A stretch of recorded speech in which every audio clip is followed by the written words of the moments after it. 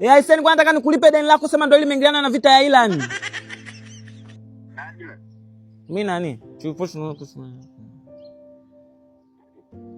Unasemaje? Nasema nilikuwa nataka nikulipe deni lako, sema ndio imeingiliana na vita ya Iran. Na kwa wakati mgumu hapo.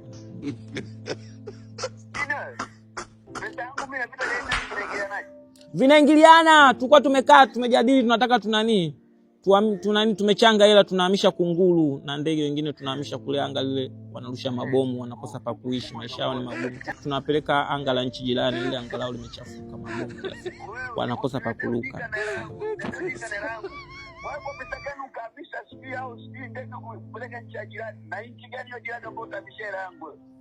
Tunawapeleka kunguru na nchi ya jirani Tukuyu hapo Mbeya. Kule mabomu yanarushwa. Nasema tunawapeleka Tukuyu Mbeya, kule mabomu yanarushwa, wanakosa pa kupaa. Tukuyu ni nchi? Hapana.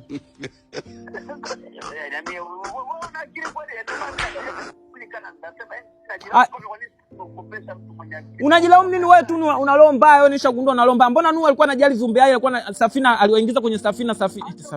Aliwaingiza kwenye safina wanyama, mimi nasaidia tukunguru watu tuwalete huko, au unapenda maisha yanayoteseka kule. Mbona unakuwa unalomba kisa tu umenikopa?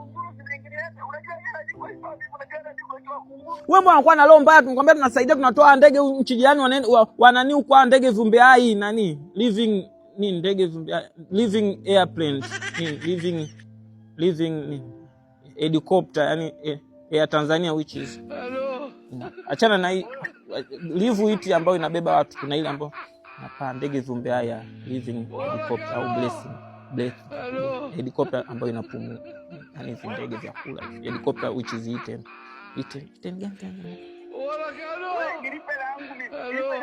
Mchogundua unalo mbaya tu, yani mimi najuta sana kukopa hiyo milioni 1. Yani najuta sana kwenye maisha yangu kukopa hiyo milioni 1. Bwana ningekukopa milioni 2.